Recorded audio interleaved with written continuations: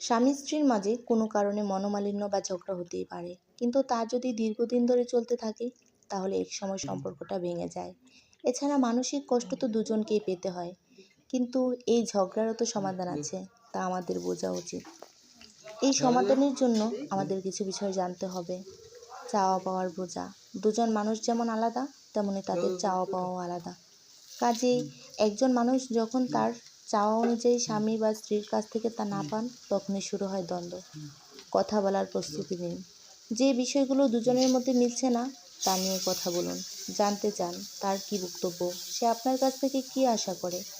অভিযোগ কম করুন। তুমি আমাকে সময় দাও না, এই কথাটি না বলে বরং বলুন, আমি তোমাকে মিস করছি।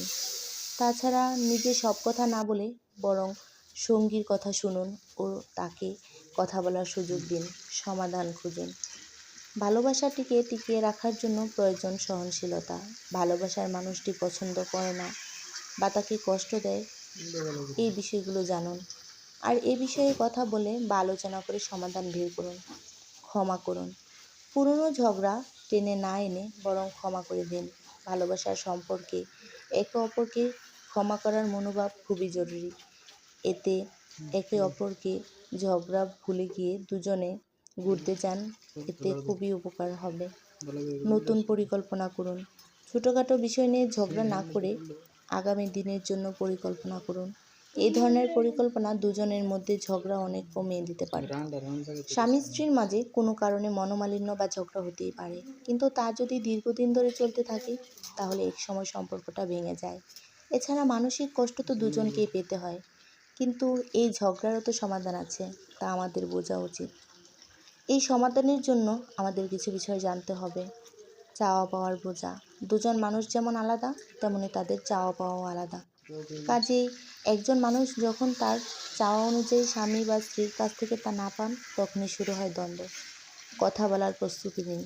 যে বিষয়গুলো দুজনের মধ্যে মিলছে না তা নিয়ে কথা বলুন। জানতে চান তার কী বক্তব্য, সে আপনার কাছ থেকে কী আশা করে। অভিযোগ কম করুন। তুমি আমাকে সময় দাও না, এই কথাটি না বলে বরং বলুন, আমি তোমাকে মিস করছি।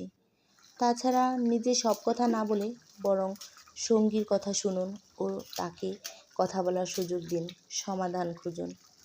ভালোবাসাটিকে টিকিয়ে রাখার জন্য প্রয়োজন সহনশীলতা। ভালোবাসার মানুষটি পছন্দ করে না বা তাকে কষ্ট দেয়, এই বিষয়গুলো জানুন। আর এ বিষয়ে কথা বলে বা আলোচনা করে সমাধান বের করুন। ক্ষমা করুন। পুরনো ঝগড়া টেনে না এনে বরং ক্ষমা করে দিন।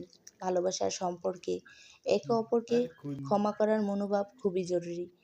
এতে একে অপরকে ঝগড়া ভুলে গিয়ে দুজনে ঘুরতে যান,